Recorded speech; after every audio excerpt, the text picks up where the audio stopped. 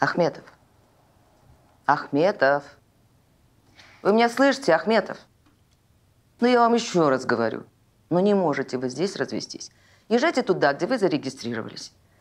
Таковы правила. Почему я должен ехать 400 километров в Жаркент, чтобы просто развестись? 21 век на дворе. Можно же было хотя бы онлайн сделать. База не работает. Ну, сбой какой-то. Через неделю, говорят, будет. Ну, можете подождать. А вообще развод – это не так легко, как вам кажется. Побегать придется, дорогой. Почему вы такая злая? Или в вашей жизни что-то не так пошло? А у вас? А вы не лезьте в чужую семью. Это не ваше дело. Занимайтесь своей работой, хорошо? Правильно, что разводишься, деточка.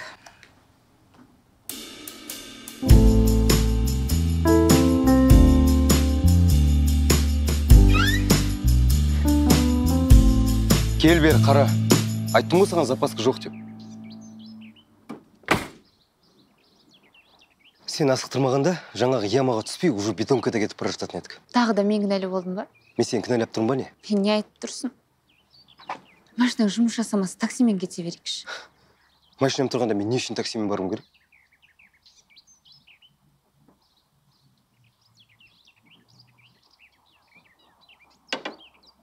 Шақыр такси.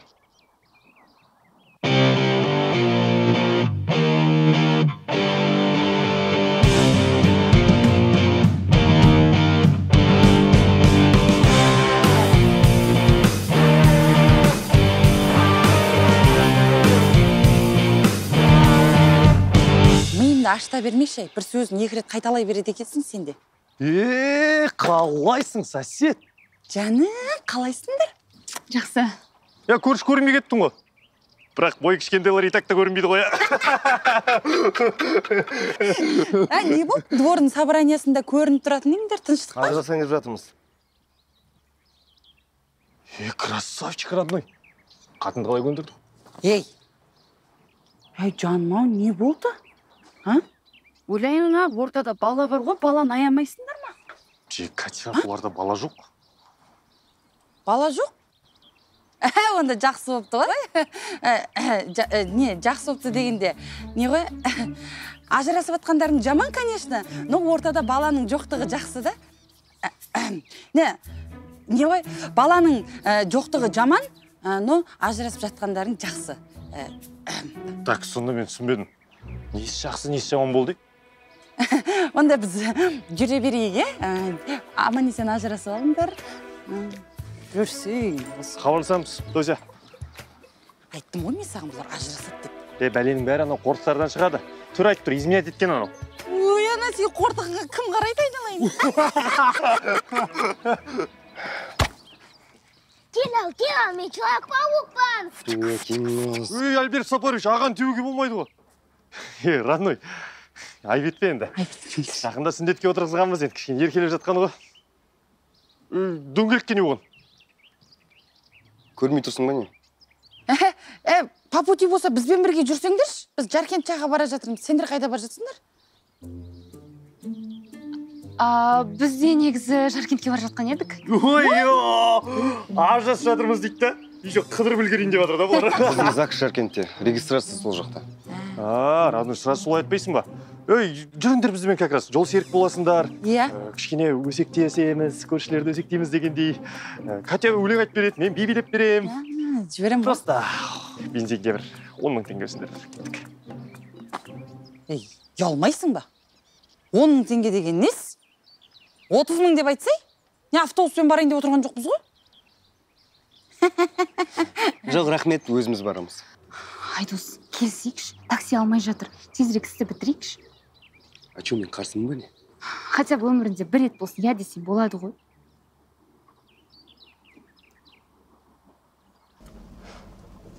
Катя, ана көршілердікі дұрыс емес қой. Зачем я ажырасамыз деп? Мыналар шынымен до конца көреміз деп отырсыздар ма?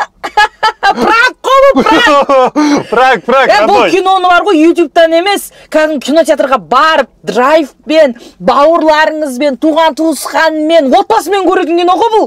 Роднойларыңды ұмыт кетпеңдер, апаруға киноға. Давайте, тұрыңдар кинотеатрға барыңдар. Пранк үшін ренжімеңдер, роднойлар. Алғашқы проектім «Родной» фильмі, продюсерлік дебютым. Тақырып өте актуалды. Бомба болады ғой, пушка болады ғой. Бұл өзекті тақырыптардың бірі деп ойлаймын, сол үшін бару керексіз. Комедия, ішінде драмасы бар.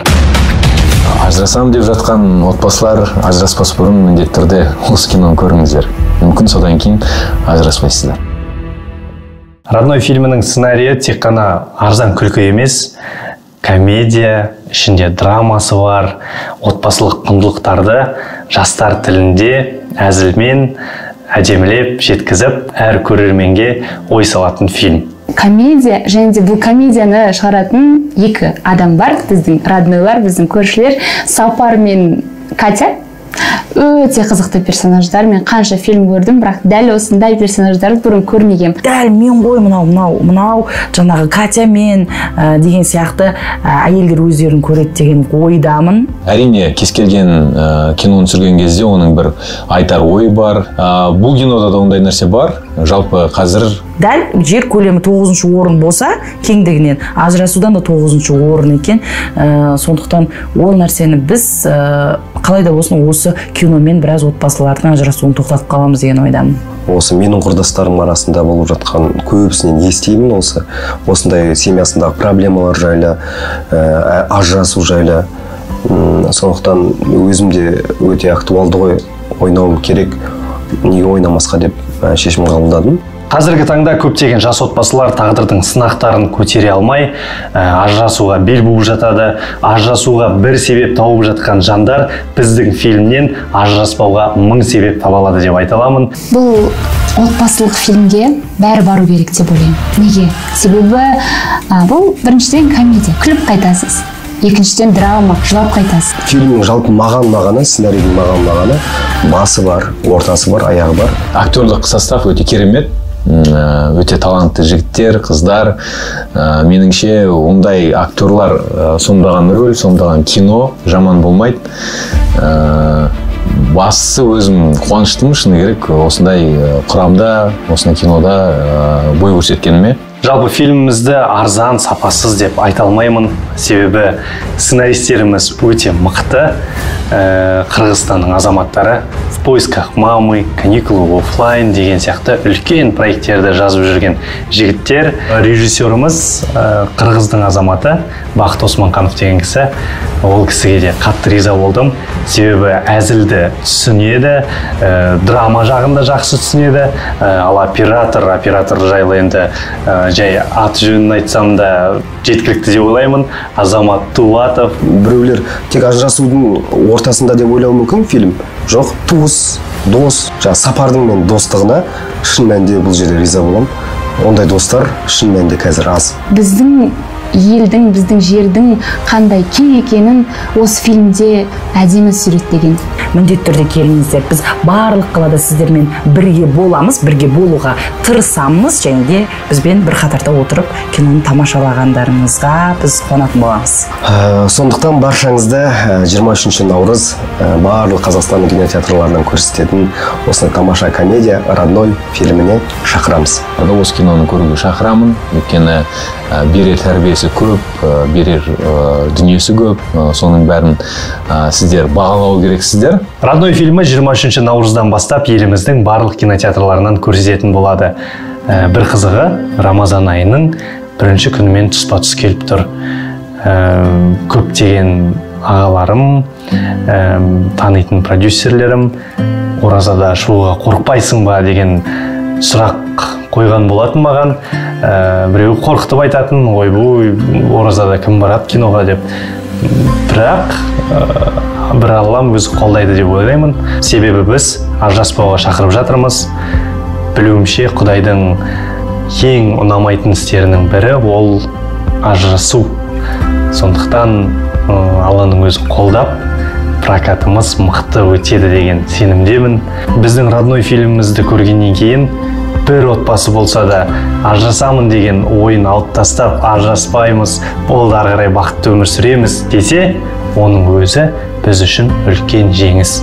Сондықтан «Родной» фильміне 23 наурыздан бастап келіңіздер. Почему я должен ехать 400 километров в Жаркент, чтобы просто развестись? Двордың собраниясында көрініп тұратын емдер тыныштық па? Ажырасаңыз жатырмыз. Қатынды қалай көндірдік? Ажырасуларыңа не себеп болды? Импотент па? Алғашқы проектім «Родной» фильмі, продюсерлік дебютым. Тақырып өте актуалды. Бомба болады ғой, пушка болады ғой. Бұл өзекті тақырыптардың бірі деп ойлаймын, сол үшін бару керексіз. Комедия, ішінде драмасы бар. Ажырасам деп жатқан отбасылар ажыраспас бұрын міндетті түрде осы киноны көріңіздер. Мүмкін содан кейін ажыраспайсыздар. «Родной» фильмінің сценарийі тек қана арзан күлкі емес, комедия, ішінде драмасы бар, отбасылық құндылықтарды жастар тілінде әзілмен әдемілеп жеткізіп, әр көрерменге ой салатын фильм. Комедия, және де бұл комедияны шығаратын екі адам бар, біздің роднойлар, біздің көршілер, Сапар мен Катя. Өте қызықты персонаждар. Мен қанша фильм көрдім, бірақ дәл осындай персонаждарды бұрын көрмегем. Дәл мен ғой мынау жаңағы Катя мен деген сияқты әйелдер өздерін көреді деген ойдамын. Әрине, кез келген киноны түсірген кезде оның бір айтар ой бар. Бұл кинода да ондай нәрсе бар. Жалпы қазір дәл жер көлемі 9-шы орын болса, кеңдігінен ажырасудан да 9-шы орын екен. Сондықтан ол нәрсені біз қалай да болсын осы киномен біраз отбасылардың ажырасуын тоқтатып қаламыз деген ойдамын. Осы менің құрдастарым арасында болып жатқан көбісінен естимін осындай семьясындағы проблемалар жайлы, ажырасу жайлы. Сондықтан өзім де өте актуалды ғой, ойнауым керек, неге ойнамасқа деп шешім қабылдадым. Қазіргі таңда көптеген жас отбасылар тағдырдың сынақтарын көтере алмай, ажырасуға бел буып жатады. Ажырасуға бір себеп тауып жатқан жандар біздің фильмнен ажыраспауға 1000 себеп таба алады деп айта аламын. Бұл отбасылық фильмге бәрі бару керек деп ойлаймын. Неге? Себебі бұл біріншіден комедия, күліп қайтасыз. Екіншіден драма, жылап қайтасыз. Фильмнің жалпы мағаны, сценарийдің мағаны, басы бар, ортасы бар, аяғы бар. Актерлік состав өте керемет. Өте талантты жігіттер, қыздар. Меніңше ондай актерлар сомдаған рөл, сомдаған кино жаман болмайды. Бастысы өзім қуаныштымын, шыны керек, осындай құрамда, осындай кинода бой көрсеткеніме. Жалпы фильмімізді арзан, сапасыз деп айта алмаймын, себебі сценаристеріміз өте мықты. Қырғызстанның азаматтары «В поисках мамы», «Каникулы оффлайн» деген сияқты үлкен проекттерді жазып жүрген жігіттер. Режиссеріміз қырғыздың азаматы Бақыт Османқанов деген кісі. Ол кісіге де қатты риза болдым, себебі әзілді түсінеді, драма жағында жақсы түсінеді. Ал оператор жайлы енді жай аты жөнін айтсам да жеткілікті деп ойлаймын. Азамат Тулатов. Біреулер тек ажырасудың ортасында деп ойлауы мүмкін фильм. Жоқ, туыс, дос, Сапардың мен достығына шын мәнінде бұл жерде риза боламын.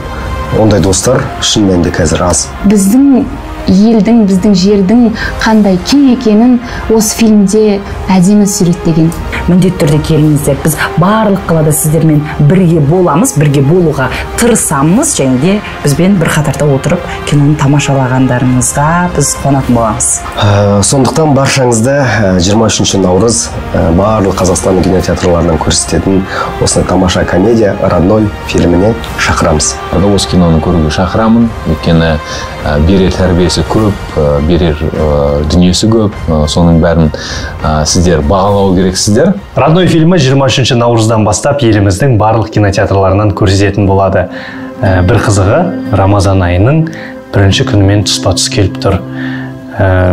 Көптеген ағаларым, танитын продюсерлерім оразада шығуға қорықпайсың ба деген сұрақ қойған болатын маған. Біреу қорқытып айтатын, ойбой, оразада кім барады киноға деп. Бірақ бір Аллам өзі қолдайды деп ойлаймын. Себебі біз ажыраспауға шақырып жатырмыз. Білуімше Құдайдың ең ұнамайтын істерінің бірі ол ажырасу. Сондықтан Алланың өзі қолдап, прокатымыз мықты өтеді деген сенімдемін. Біздің родной фильмімізді көргеннен кейін бір отбасы болса да ажырасамын деген ойын алып тастап, ажыраспаймыз, болды ары қарай бақытты өмір сүреміз десе, оның өзі біз үшін үлкен жеңіс. Сондықтан родной фильміне 23 наурыздан бастап келіңіздер. Почему я должен ехать 400 километров в Жаркент, чтобы просто развестись? Двордың собраниясында көрініп тұратын емдер тыныштық. Ажырасаңыз жатырмыз. Қатынды қалай көндірдік? Ажырасуларыңа не себеп болды? Импотент па? Алғашқы проектім родной фильмі, продюсерлік дебютым. Тақырып өте актуалды. Бомба болады ғой, пушка болады ғой. Бұл өзекті тақырыптардың бірі деп ойлаймын. Сол үшін бару керексіз. Комедия, ішінде драмасы бар.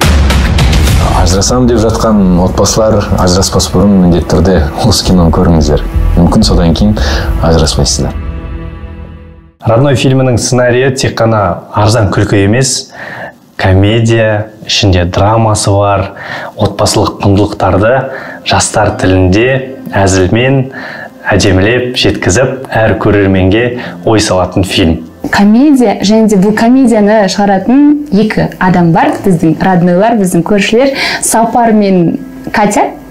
Өте қызықты персонаждар. Мен қанша фильм көрдім, бірақ дәл осындай персонаждарды бұрын көрмегем. Дәл мен ғой мынау жаңағы Катя мен деген сияқты әйелдер өздерін көреді деген ойдамын. Әрине, кез келген киноны түсірген кезде оның бір айтар ой бар. Бұл кинода да ондай нәрсе бар. Жалпы қазір дәл жер көлемі 9-шы орын болса, кеңдігінен ажырасудан да 9-шы орын екен. Сондықтан ол нәрсені біз қалай да болсын осы киномен біраз отбасылардың ажырасуын тоқтатып қаламыз деген ойдамын.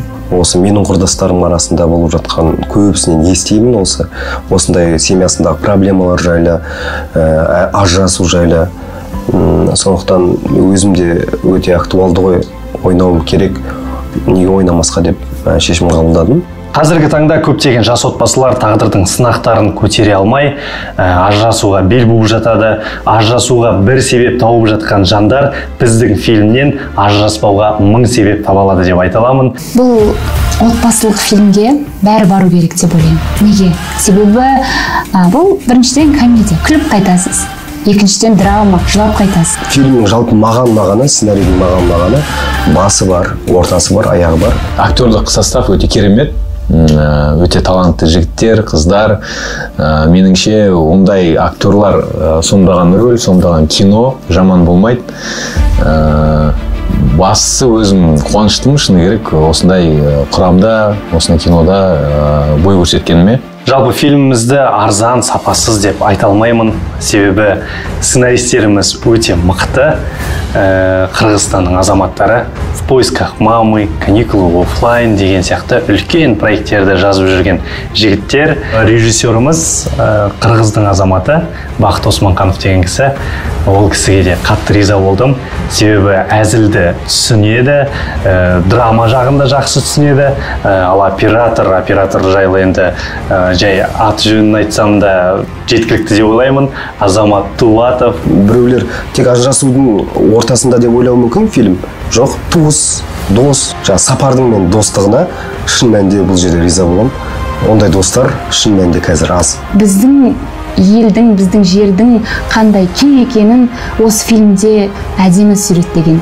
Міндетті түрде келіңіздер. Біз барлық қалада сіздермен бірге боламыз, бірге болуға тырысамыз, және де бізбен бір қатарда отырып киноны тамашалағандарыңызға біз қуанатын боламыз. Сондықтан баршаңызды 23 наурыз барлық Қазақстанның кинотеатрларынан көрсететін осындай тамаша комедия «Родной» фильміне шақырамыз.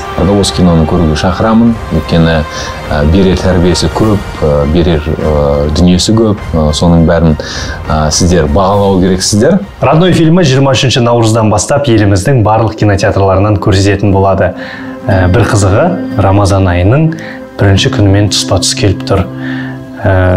Көптеген ағаларым, танитын продюсерлерім, оразада шығуға қорықпайсың ба деген сұрақ қойған болатын маған.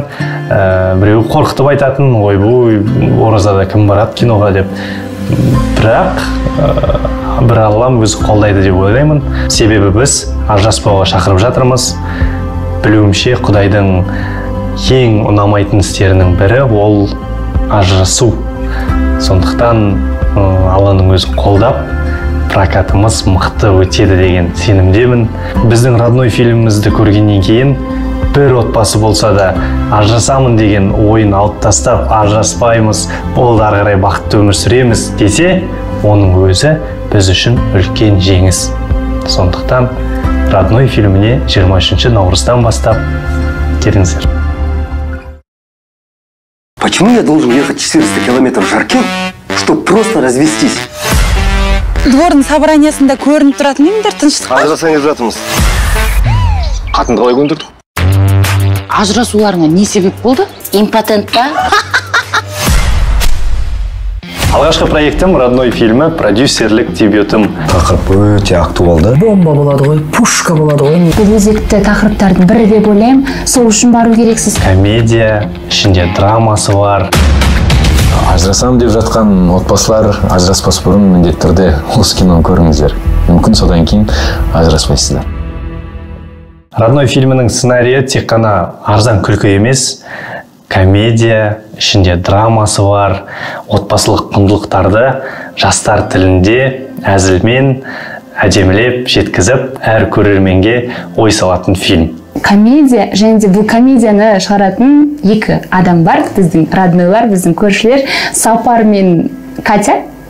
Өте қызықты персонаждар. Мен қанша фильм көрдім, бірақ дәл осындай персонаждарды бұрын көрмегем. Дәл мен ғой мынау жаңағы Катя мен деген сияқты әйелдер өздерін көреді деген ойдамын. Әрине, кез келген киноны түсірген кезде оның бір айтар ой бар. Бұл кинода да ондай нәрсе бар. Жалпы қазір дәл жер көлемі 9-шы орын болса, кеңдігінен ажырасудан да 9-шы орын екен.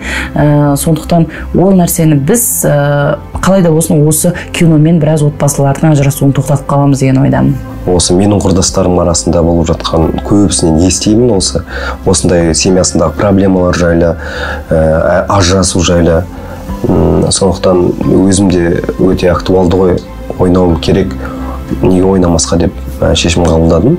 Қазіргі таңда көптеген жас отбасылар тағдырдың сынақтарын көтере алмай, ажырасуға бел буып жатады. Ажырасуға бір себеп тауып жатқан жандар біздің фильмнен ажыраспауға 1000 себеп таба алады деп айта аламын. Бұл отбасылық фильмге бәрі бару керек деп ойлаймын. Неге? Себебі бұл біріншіден комедия, күліп қайтасыз. Екіншіден драма, жылап қайтасыз. Фильмнің жалпы мағаны, сценарийдің мағаны, басы бар, ортасы бар, аяғы бар. Актерлік состав өте керемет. Өте талантты жігіттер, қыздар. Меніңше ондай актерлар сомдаған рөл, сомдаған кино жаман болмайды. Бастысы өзім қуаныштымын, шыны керек, осындай құрамда, осындай кинода бой көрсеткеніме. Жалпы фильмімізді арзан, сапасыз деп айта алмаймын. Себебі сценаристеріміз өте мықты. Қырғызстанның азаматтары «В поисках мамы», «Каникулы оффлайн» деген сияқты үлкен проекттерді жазып жүрген жігіттер. Режиссеріміз қырғыздың азаматы Бақыт Османқанов деген кісі. Ол кісіге де қатты риза болдым. Себебі әзілді түсінеді, драма жағында жақсы түсінеді. Ал оператор жайлы енді жай ат жөнін айтсам да жеткілікті деп ойлаймын. Азамат Тулатов. Біреулер тек ажырасудың ортасында деп ойлауы мүмкін фильм. Жоқ, туыс, дос, Сапардың мен достығына шын мәнінде бұл жерде риза боламын. Ондай достар шын мәнінде қазір аз. Біздің елдің, біздің жердің қандай кең екенін осы фильмде әдемі суреттеген. Міндетті түрде келіңіздер. Біз барлық қалада сіздермен бірге боламыз, бірге болуға тырысамыз, және де бізбен бір қатарда отырып киноны тамашалағандарыңызға біз қуанатын боламыз. Сондықтан баршаңызды 23 наурыз барлық Қазақстанның кинотеатрларынан көрсететін осындай тамаша комедия «Родной» фильміне шақырамыз. Осы киноны көруге шақырамын, өйткені берер тәрбиесі көп, берер дүниесі көп, соның бәрін сіздер бағалау керексіздер. «Родной» фильмі 23 наурыздан бастап еліміздің барлық кинотеатрларынан көрсететін болады. Бір қызығы, Рамазан айының бірінші күнімен тұспа тұс келіп тұр. Көптеген ағаларым, танитын продюсерлерім оразада шығуға қорықпайсың ба деген сұрақ қойған болатын маған. Біреу қорқытып айтатын, ойбуй, оразада кім барады киноға деп.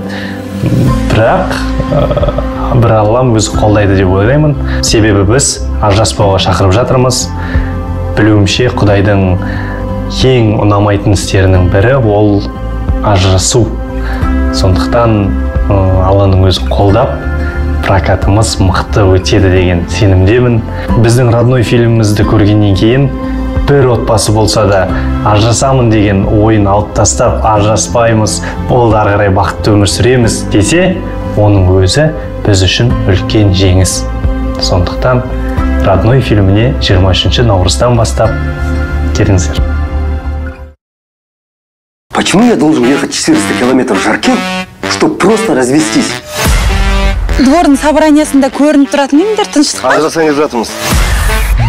Қатынды қалай көндірдік? Ажырасуларыңа не себеп болды? Импотент па?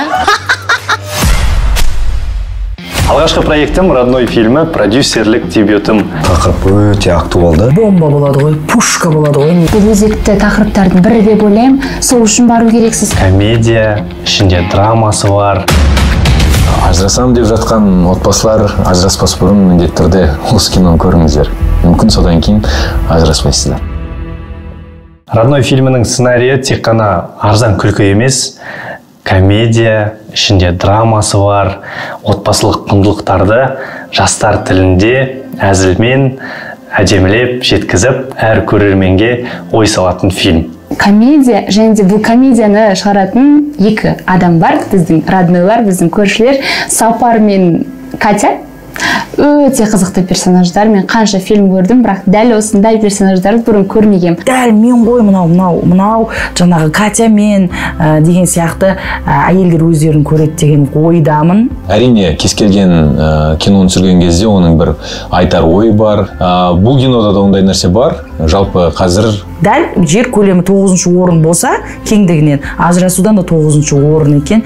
Сондықтан ол нәрсені біз қалай да болсын осы киномен біраз отбасылардың ажырасуын тоқтатып қаламыз деген ойдамын. Осы менің құрдастарым арасында болып жатқан көбісінен естимін осындай семьясындағы проблемалар жайлы, ажырасу жайлы. Сондықтан өзімде өте актуалды ғой, ойнауым керек, неге ойнамасқа деп шешім қабылдадым. Қазіргі таңда көптеген жас отбасылар тағдырдың сынақтарын көтере алмай, ажырасуға бел буып жатады. Ажырасуға бір себеп тауып жатқан жандар біздің фильмнен ажыраспауға 1000 себеп таба алады деп айта аламын. Бұл отбасылық фильмге бәрі бару керек деп ойлаймын. Неге? Себебі бұл біріншіден комедия, күліп қайтасыз. Екіншіден драма, жылап қайтасыз. Фильмнің жалпы мағаны, сценарийдің мағаны, басы бар, ортасы бар, аяғы бар. Актерлік состав өте керемет. Өте талантты жігіттер, қыздар. Меніңше ондай актерлар сомдаған рөл, сомдаған кино жаман болмайды. Бастысы өзім қуаныштымын, шыны керек, осындай құрамда, осындай кинода бой көрсеткеніме. Жалпы фильмімізді арзан, сапасыз деп айта алмаймын. Себебі сценаристеріміз өте мықты. Қырғызстанның азаматтары «В поисках мамы», «Каникулы офлайн» деген сияқты үлкен проекттерді жазып жүрген жігіттер. Режиссеріміз қырғыздың азаматы Бақыт Османқанов деген кісі. Ол кісіге де қатты риза болдым. Себебі әзілді түсінеді, драма жағында жақсы түсінеді. Ал оператор жайлы енді жай аты жөнін айтсам да жеткілікті деп ойлаймын. Азамат Тулатов. Біреулер тек ажырасудың ортасында деп ойлауы мүмкін фильм. Жоқ, туыс, дос, Сапардың мен достығына шын мәнінде бұл жерде риза боламын. Ондай достар шын мәнінде қазір аз. Біздің елдің, біздің жердің қандай кең екенін осы фильмде әдемі суреттеген. Міндетті түрде келіңіздер. Біз барлық қалада сіздермен бірге боламыз, бірге болуға тырысамыз, және де бізбен бір қатарда отырып киноны тамашалағандарыңызға біз қуанатын боламыз. Сондықтан баршаңызды 23 наурыз барлық Қазақстанның кинотеатрларынан көрсететін осындай тамаша комедия «Родной» фильміне шақырамыз. Осы киноны көруге шақырамын, өйткені берер тәрбиесі нәрсесі көп, берер дүниесі көп. Соның бәрін сіздер бағалау керексіздер. Родной фильмі 23 наурыздан бастап еліміздің барлық кинотеатрларынан көрсететін болады. Бір қызығы, Рамазан айының бірінші күнімен тұспа-тұс келіп тұр. Көптеген ағаларым, танитын продюсерлерім оразада шығуға қорықпайсың ба деген сұрақ қойған болатын маған. Біреу қорқытып айтатын, ойбой, оразада кім барады киноға деп. Бірақ бір Аллам өзі қолдайды деп ойлаймын. Себебі біз ажыраспауға шақырып жатырмыз. Білуімше, Құдайдың ең ұнамайтын істерінің бірі ол ажырасу. Сондықтан Алланың өзі қолдап, прокатымыз мықты өтеді деген сенімдемін. Біздің родной фильмімізді көргеннен кейін бір отбасы болса да ажырасамын деген ойын алып тастап, ажыраспаймыз, болды ары қарай бақытты өмір сүреміз десе, оның өзі біз үшін үлкен жеңіс. Сондықтан родной фильміне 23 наурыздан бастап келіңіздер. Почему я должен ехать 400 километров в Жаркент, чтобы просто развестись? Двордың собраниясында көрініп тұратын емдер тыныштық. Ажырасаңыз жатырмыз. Қатынды қалай көндірді? Ажырасуларыңа не себеп болды? Импотент па? Алғашқы проектім родной фильмі, продюсерлік дебютым. Тақырып өте актуалды. Бомба болады ғой, пушка болады ғой. Бұл өзекті тақырыптардың бірі деп ойлаймын. Сол үшін бару керексіз. Комедия, ішінде драмасы бар. Ажырасам деп жатқан отбасылар ажыраспас бұрын міндетті түрде осы киноны көріңіздер. Мүмкін содан кейін ажыраспайсыздар. Родной фильмінің сценарийі тек қана арзан күлкі емес, комедия, ішінде драмасы бар, отбасылық құндылықтарды жастар тілінде әзілмен әдемілеп жеткізіп, әр көрерменге ой салатын фильм. Комедия, және де бұл комедияны шығаратын екі адам бар, біздің роднойлар, біздің көршілер, Сапар мен Катя. Өте қызықты персонаждар. Мен қанша фильм көрдім, бірақ дәл осындай персонаждарды бұрын көрмегем. Дәл мен ғой мынау жаңағы Катя мен деген сияқты әйелдер өздерін көреді деген ойдамын. Әрине, кез келген киноны түсірген кезде оның бір айтар ойы бар. Бұл кинода да ондай нәрсе бар. Жалпы қазір дәл жер көлемі 9-шы орын болса, кеңдігінен ажырасудан да 9-шы орын екен. Сондықтан ол нәрсені біз қалай да болсын осы киномен біраз отбасылардың ажырасуын тоқтатып қаламыз деген ойдамын. Осы менің құрдастарым арасында болып жатқан көбісінен естимін осындай семьясындағы проблемалар жайлы, ажырасу жайлы. Сондықтан өзімде өте актуалды ғой, ойнауым керек, неге ойнамасқа деп шешім қабылдадым. Қазіргі таңда көптеген жас отбасылар тағдырдың сынақтарын көтере алмай, ажырасуға бел буып жатады. Ажырасуға бір себеп тауып жатқан жандар біздің фильмнен ажыраспауға 1000 себеп таба алады деп айта аламын. Бұл отбасылық фильмге бәрі бару керек деп ойлаймын. Неге? Себебі бұл біріншіден комедия, күліп қайтасыз. Екіншіден драма, жылап қайтасыз. Фильмнің жалпы мағаны, сценарийдің мағаны, басы бар, ортасы бар, аяғы бар. Актерлік состав өте керемет. Өте талантты жігіттер, қыздар. Меніңше ондай актерлар сомдаған рөл, сомдаған кино жаман болмайды. Бастысы өзім қуаныштымын, шыны керек, осындай құрамда, осындай кинода бой көрсеткеніме. Жалпы фильмімізді арзан, сапасыз деп айта алмаймын. Себебі сценаристеріміз өте мықты. Қырғызстанның азаматтары «В поисках мамы», «Каникулы оффлайн» деген сияқты үлкен проекттерді жазып жүрген жігіттер. Режиссеріміз қырғыздың азаматы Бақыт Османқанов деген кісі. Ол кісіге де қатты риза болдым. Себебі әзілді түсінеді, драма жағында жақсы түсінеді. Ал оператор жайлы енді жай аты жөнін айтсам да жеткілікті деп ойлаймын. Азамат Тулатов. Біреулер тек ажырасудың ортасында деп ойлауы мүмкін фильм. Жоқ, туыс, дос, Сапардың мен достығына шын мәнінде бұл жерде риза боламын. Ондай достар шын мәнінде қазір аз. Біздің елдің, біздің жердің қандай кең екенін осы фильмде әдемі суреттеген. Міндетті түрде келіңіздер. Біз барлық қалада сіздермен бірге боламыз, бірге болуға тырысамыз, және де бізбен бір қатарда отырып киноны тамашалағандарыңызға біз қуанатын боламыз. Сондықтан баршаңызды 23 наурыз барлық Қазақстанның кинотеатрларынан көрсететін осындай тамаша комедия «Родной» фильміне шақырамыз. Осы киноны көруге шақырамын, өйткені берер тәрбиесі көп, берер дүниесі көп, соның бәрін сіздер бағалау керексіздер. «Родной» фильмі 23 наурыздан бастап еліміздің барлық кинотеатрларынан көрсететін болады. Бір қызығы, Рамазан айының бірінші күнімен тұспа-тұс келіп тұр. Көптеген ағаларым, танитын продюсерлерім оразада шығуға қорықпайсың ба деген сұрақ қойған болатын маған. Біреу қорқытып айтатын, ойбай, оразада кім барады киноға деп. Бірақ бір Аллам өзі қолдайды деп ойлаймын. Себебі біз ажыраспауға шақырып жатырмыз. Білуімше, Құдайдың ең ұнамайтын істерінің бірі ол ажырасу. Сондықтан Алланың өзі қолдап, прокатымыз мықты өтеді деген сенімдемін. Біздің «Родной» фильмімізді көргеннен кейін бір отбасы болса да ажырасамын деген ойын алып тастап, ажыраспаймыз, болды ары қарай бақытты өмір сүреміз десе, оның өзі біз үшін үлкен жеңіс. Сондықтан «Родной» фильміне 23 наурыздан бастап келіңіздер. Почему я должен ехать 400 километров в Жаркент, чтобы просто развестись? Двордың собраниясында көрініп тұратын немдер тыныштық па? Ажырасаңыз жатырмыз. Қатынды қалай көндірді? Ажырасуларыңа не себеп болды? Импотент па? Алғашқы проектім «Родной» фильмі продюсерлік дебютым. Тақырып өте актуалды. Бомба болады ғой, пушка болады ғой. Бұл өзекті тақырыптардың бірі деп ойлаймын, сол үшін бару керексіз. Комедия, ішінде драмасы бар. Ажырасам деп жатқан отбасылар ажыраспас бұрын міндетті түрде осы киноны көріңіздер. Мүмкін содан кейін ажыраспайсыздар.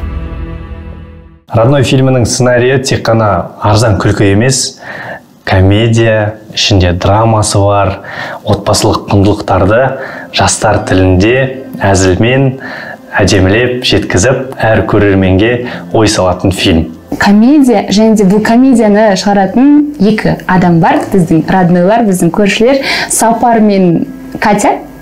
Өте қызықты персонаждар. Мен қанша фильм көрдім, бірақ дәл осындай персонаждарды бұрын көрмегем. Дәл мен ғой мынау жаңағы Катя мен деген сияқты әйелдер өздерін көреді деген ойдамын. Әрине, кез келген киноны түсірген кезде оның бір айтар ой бар. Бұл кинода да ондай нәрсе бар. Жалпы қазір дәл жер көлемі 9-шы орын болса, кеңдігінен ажырасудан да 9-шы орын екен. Сондықтан ол нәрсені біз қалайда болсын осы киномен біраз отбасылардың ажырасуын тоқтатып қаламыз деген ойдамын. Осы менің құрдастарым арасында болып жатқан көбісінен естимін осындай семьясындағы проблемалар жайлы, ажырасу жайлы. Сондықтан өзімде өте актуалды ғой, ойнауым керек, неге ойнамасқа деп шешім қабылдадым. Қазіргі таңда көптеген жас отбасылар тағдырдың сынақтарын көтере алмай, ажырасуға бел буып жатады. Ажырасуға бір себеп тауып жатқан жандар біздің фильмнен ажыраспауға 1000 себеп таба алады деп айта аламын. Бұл отбасылық фильмге бәрі бару керек деп ойлаймын. Неге? Себебі бұл біріншіден комедия, күліп қайтасыз. Екіншіден драма, жылап қайтасыз. Фильмнің жалпы маған-мағаны, сценарийдің маған-мағаны басы бар, ортасы бар, аяғы бар. Актерлік состав өте керемет. Өте талантты жігіттер, қыздар. Меніңше ондай актерлар сомдаған рөл, сомдаған кино жаман болмайды. Бастысы өзім қуаныштымын, шыны керек, осындай құрамда, осындай кинода бой көрсеткеніме. Жалпы фильмімізді арзан, сапасыз деп айта алмаймын. Себебі сценаристеріміз өте мықты. Қырғызстанның азаматтары поисках мамы, каникулы офлайн деген сияқты үлкен проекттерді жазып жүрген жігіттер. Режиссеріміз қырғыздың азаматы Бақыт Османханов деген кісі. Ол кісіге де қатты риза болдым. Себебі әзілді түсінеді, драма жағында жақсы түсінеді. Ал оператор жайлы енді жай аты жөнін айтсам да жеткілікті деп ойлаймын. Азамат Тулатов. Біреулер тек ажырасудың ортасында деп ойлауы мүмкін фильм. Жоқ, туыс, дос, сапардың мен достығына шын мәнінде бұл жерде риза боламын. Ондай достар шын мәнінде қазір аз. Біздің елдің, біздің жердің қандай кең екенін осы фильмде әдемі суреттеген. Міндетті түрде келіңіздер. Біз барлық қалада сіздермен бірге боламыз, бірге болуға тырысамыз, және де бізбен бір қатарда отырып киноны тамашалағандарыңызға біз қуанатын боламыз. Сондықтан баршаңызды 23 наурыз барлық Қазақстанның кинотеатрларынан көрсететін осындай тамаша комедия «Родной» фильміне шақырамыз. Осы киноны көруге шақырамын, өйткені берер тәрбиесі көп, берер дүниесі көп, соның бәрін сіздер бағалау керексіздер. «Родной» фильмі 23 наурыздан бастап еліміздің барлық кинотеатрларынан көрсететін болады. Бір қызығы, Рамазан айының бірінші күнімен тұспа-тұс келіп тұр. Көптеген ағаларым, танитын продюсерлерім оразада шығуға қорықпайсың ба деген сұрақ қойған болатын маған. Біреу қорқытып айтатын, ойбой, оразада кім барады киноға деп. Бірақ бір Аллам өзі қолдайды деп ойлаймын. Себебі біз ажыраспауға шақырып жатырмыз. Білуімше, Құдайдың ең ұнамайтын істерінің бірі ол ажырасу. Сондықтан Алланың өзі қолдап, прокатымыз мықты өтеді деген сенімдемін. Біздің «Родной» фильмімізді көргеннен кейін бір отбасы болса да ажырасамын деген ойын алып тастап, ажыраспаймыз, болды ары қарай бақытты өмір сүреміз десе, оның өзі біз үшін үлкен жеңіс. Сондықтан «Родной» фильміне 23 наурыздан бастап келіңіздер. Почему я должен ехать 400 километров в Жаркент, чтобы просто развестись? Двордың собраниясында көрініп тұратын немдер тыныштық. Ажырасаңыз жатырмыз. Қатын қалай көндірді? Ажырасуларыңа не себеп болды? Импотент па? Алғашқы проектім «Родной» фильмі, продюсерлік дебютым. Тақырып өте актуалды. Бомба болады ғой, пушка болады ғой. Бұл өзекті тақырыптардың бірі деп ойлаймын, сол үшін бару керексіз. Комедия, ішінде драмасы бар. Ажырасам деп жатқан отбасылар ажыраспас бұрын міндетті түрде осы киноны көріңіздер. Мүмкін содан кейін ажыраспайсыздар. «Родной» фильмінің сценарийі тек қана арзан күлкі емес, комедия, ішінде драмасы бар, отбасылық құндылықтарды жастар тілінде әзілмен әдемілеп жеткізіп, әр көрерменге ой салатын фильм. Комедия, және де бұл комедияны шығаратын екі адам бар, біздің роднойлар, біздің көршілер, Сапар мен Катя. Өте қызықты персонаждар. Мен қанша фильм көрдім, бірақ дәл осындай персонаждарды бұрын көрмегем. Дәл мен ғой мынау жаңағы Катя мен деген сияқты әйелдер өздерін көреді деген ойдамын. Әрине, кез келген киноны түсірген кезде оның бір айтар ойы бар. Бұл кинода да ондай нәрсе бар. Жалпы қазір дәл жер көлемі 9-шы орын болса, кеңдігінен ажырасудан да 9-шы орын екен. Сондықтан ол нәрсені біз қалайда болсын осы киномен біраз отбасылардың ажырасуын тоқтатып қаламыз деген ойдамын. Осы менің құрдастарым арасында болып жатқан көбісінен естимін осындай семьясындағы проблемалар жайлы, ажырасу жайлы. Сондықтан өзімде өте актуалды ғой, ойнауым керек, неге ойнамасқа деп шешім қабылдадым. Қазіргі таңда көптеген жас отбасылар тағдырдың сынақтарын көтере алмай, ажырасуға бел буып жатады. Ажырасуға бір себеп тауып жатқан жандар біздің фильмнен ажыраспауға 1000 себеп таба алады деп айта аламын. Бұл отбасылық фильмге бәрі бару керек деп ойлаймын. Неге? Себебі бұл біріншіден комедия, күліп қайтасыз. Екіншіден драма, жылап қайтасыз. Фильмнің жалпы маған-мағаны, сценарийдің маған-мағаны басы бар, ортасы бар, аяғы бар. Актерлік состав өте керемет. Өте талантты жігіттер, қыздар. Меніңше ондай актерлар сомдаған рөл, сомдаған кино жаман болмайды. бастысы өзім қуаныштымын шыны керек осындай құрамда, осындай кинода бой көрсеткеніме. Жалпы фильмімізді арзан, сапасыз деп айта алмаймын, себебі сценаристеріміз өте мықты. Қырғызстанның азаматтары «В поисках мамы», «Каникулы оффлайн» деген сияқты үлкен проекттерді жазып жүрген жігіттер. Режиссеріміз қырғыздың азаматы Бақыт Османқанов деген кісі. Ол кісіге де қатты риза болдым, себебі әзілді түсінеді, драма жағында жақсы түсінеді. Ал оператор жайлы енді жай аты жөнін айтсам да жеткілікті деп ойлаймын. Азамат Тулатов. Біреулер тек ажырасудың ортасында деп ойлауы мүмкін фильм. Жоқ, туыс, дос, сапардың мен достығына шын мәнінде бұл жерде риза боламын. Ондай достар шын мәнінде қазір аз. Біздің елдің, біздің жердің қандай кең екенін осы фильмде әдемі суреттеген. Міндетті түрде келіңіздер. Біз барлық қалада сіздермен бірге боламыз, бірге болуға тырысамыз, және де бізбен бір қатарда отырып киноны тамашалағандарыңызға біз қуанатын боламыз. Сондықтан баршаңызды 23 наурыз барлық Қазақстанның кинотеатрларынан көрсететін осындай тамаша комедия «Родной» фильміне шақырамыз. Осы киноны көруге шақырамын, өйткені берер тәрбиесі көп, берер дүниесі көп, соның бәрін сіздер бағалау керексіздер. «Родной» фильмі 23 наурыздан бастап еліміздің барлық кинотеатрларынан көрсететін болады. Бір қызығы, Рамазан айының бірінші күнімен тұспа-тұс келіп тұр. Көптеген ағаларым, танитын продюсерлерім оразада шығуға қорықпайсың ба деген сұрақ қойған болатын маған. Біреу қорқытып айтатын, ойбай, оразада кім барады киноға деп. Бірақ бір Аллам өзі қолдайды деп ойлаймын. Себебі біз ажыраспауға шақырып жатырмыз. Білуімше, Құдайдың ең ұнамайтын істерінің бірі ол ажырасу. Сондықтан Алланың өзі қолдап, прокатымыз мықты өтеді деген сенімдемін. Біздің «Родной» фильмімізді көргеннен кейін бір отбасы болса да ажырасамын деген ойын алып тастап, ажыраспаймыз, болды ары қарай бақытты өмір сүреміз десе, оның өзі біз үшін үлкен жеңіс. Сондықтан «Родной» фильміне 23 наурыздан бастап келіңіздер. Почему я должен ехать 400 километров в Жаркент, чтобы просто развестись? Двордың собраниясында көрініп тұратын немдер тыныштық па? Ажырасаңыз жатырмыз.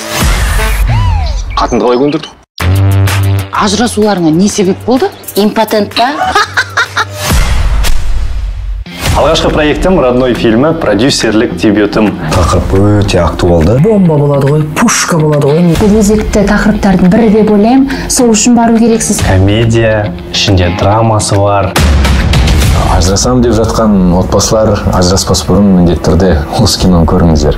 Мүмкін содан кейін ажыраспайсыздар.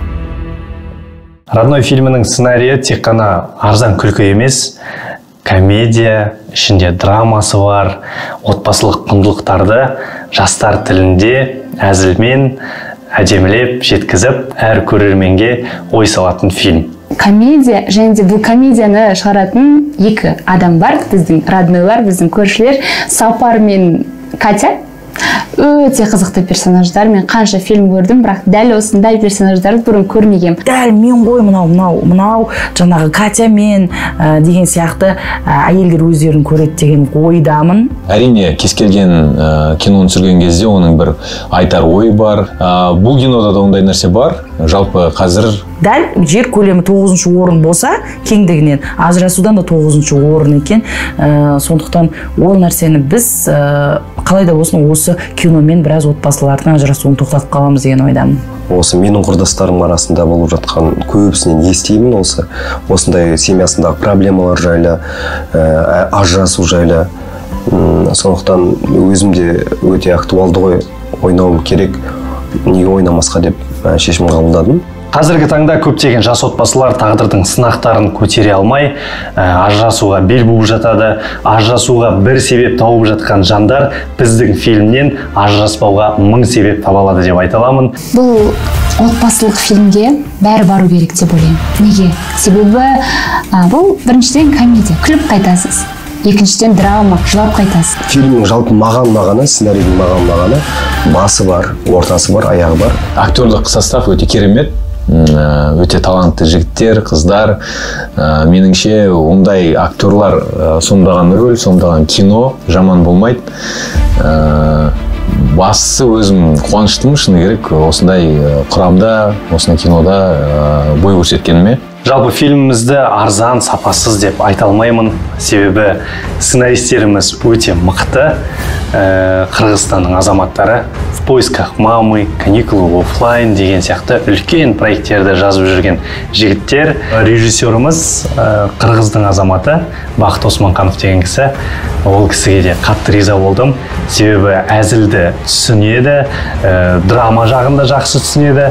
Ал оператор жайлы енді жай аты жөнін айтсам да жеткілікті деп ойлаймын. Азамат Тулатов. Біреулер тек ажырасудың ортасында деп ойлауы мүмкін фильм.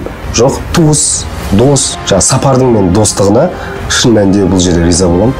Ондай достар шын мәнінде қазір аз. Біздің елдің, біздің жердің қандай кең екенін осы фильмде әдемі суреттеген.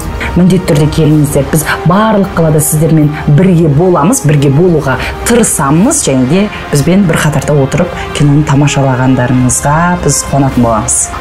Сондықтан баршаңызды 23 наурыз барлық Қазақстанның кинотеатрларынан көрсететін осындай тамаша комедия «Родной» фильміне шақырамыз.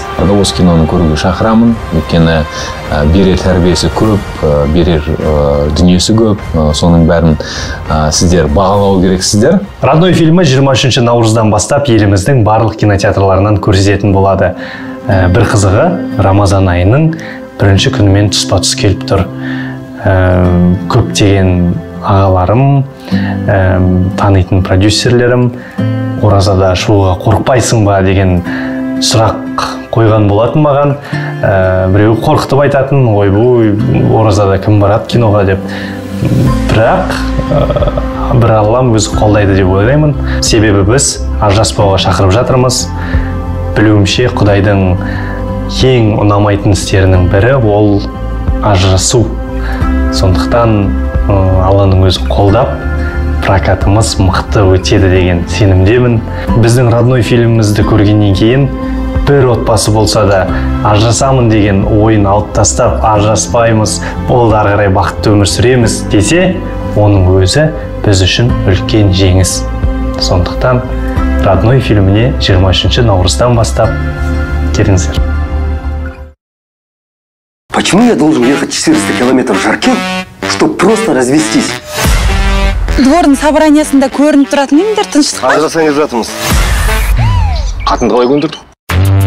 Ажырасуларыңа не себеп болды? Импотент па?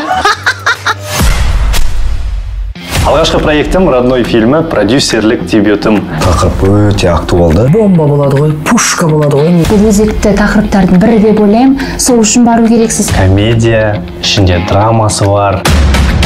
Ажырасам деп жатқан отбасылар ажыраспас бұрын міндетті түрде осы киноны көріңіздер. Мүмкін содан кейін ажыраспайсыздар. «Родной» фильмінің сценарийі тек қана арзан күлкі емес, комедия, ішінде драмасы бар, отбасылық құндылықтарды жастар тілінде әзілмен әдемілеп жеткізіп, әр көрерменге ой салатын фильм. Комедия, және де бұл комедияны шығаратын екі адам бар, біздің роднойлар, біздің көршілер, Сапар мен Катя. Өте қызықты персонаждар. Мен қанша фильм көрдім, бірақ дәл осындай персонаждарды бұрын көрмегем. Дәл мен ғой мынау жаңағы Катя мен деген сияқты әйелдер өздерін көреді деген ойдамын. Әрине, кез келген киноны түсірген кезде оның бір айтар ойы бар. Бұл кинода да ондай нәрсе бар. Жалпы қазір дәл жер көлемі 9-шы орын болса, кеңдігінен ажырасудан да 9-шы орын екен. Сондықтан ол нәрсені біз қалайда болсын осы киномен біраз отбасылардың ажырасуын тоқтатып қаламыз деген ойдамын. Осы менің құрдастарым арасында болып жатқан көбісінен естимін осындай семьясындағы проблемалар жайлы, ажырасу жайлы.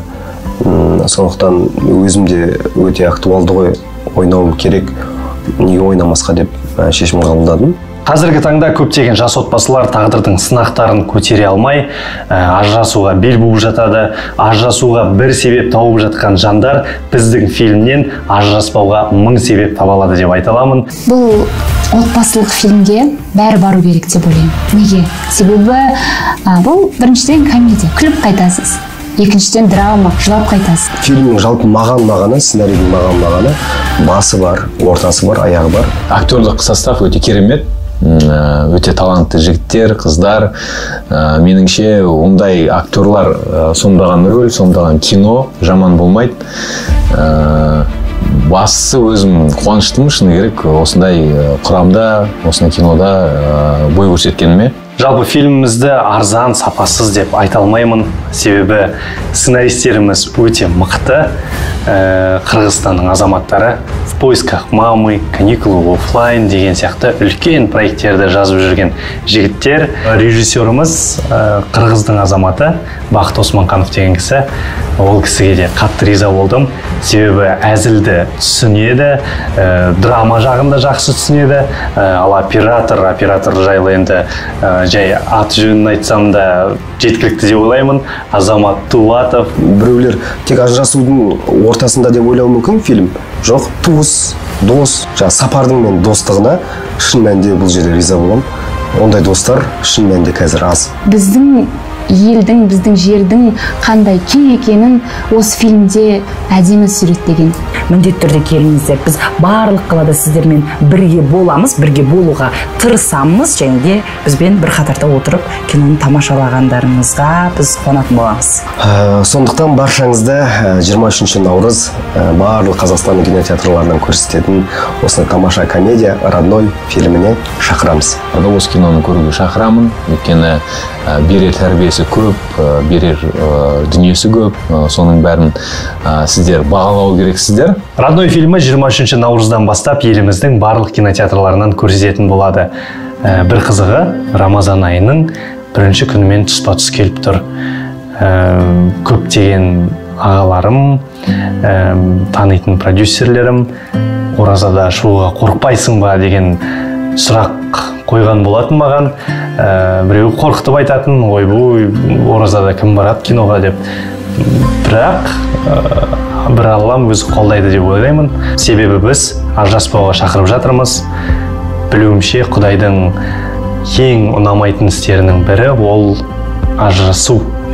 Сондықтан Алланың өзі қолдап, прокатымыз мықты өтеді деген сенімдемін.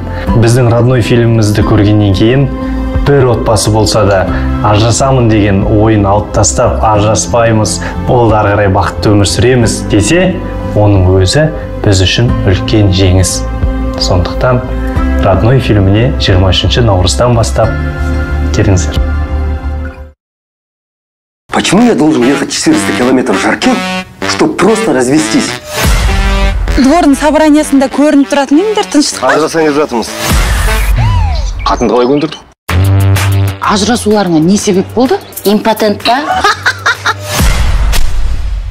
Алғашқы проектім «Родной» фильмі, продюсерлік дебютым. Тақырып өте актуалды. Бомба болады ғой, пушка болады ғой. Бұл өзекті тақырыптардың бірі деп ойлаймын, сол үшін бару керексіз. Комедия, ішінде драмасы бар. Ажырасам деп жатқан отбасылар ажыраспас бұрын міндетті түрде осы киноны көріңіздер. Мүмкін содан кейін ажыраспайсыздар. «Родной» фильмінің сценарийі тек қана арзан күлкі емес, комедия, ішінде драмасы бар, отбасылық құндылықтарды жастар тілінде әзілмен әдемілеп жеткізіп, әр көрерменге ой салатын фильм. Комедия, және де бұл комедияны шығаратын екі адам бар, біздің роднойлар, біздің көршілер, Сапар мен Катя. Өте қызықты персонаждар. Мен қанша фильм көрдім, бірақ дәл осындай персонаждарды бұрын көрмегем. Дәл мен ғой мынау жаңағы Катя мен деген сияқты әйелдер өздерін көреді деген ойдамын. Әрине, кез келген киноны түсірген кезде оның бір айтар ойы бар.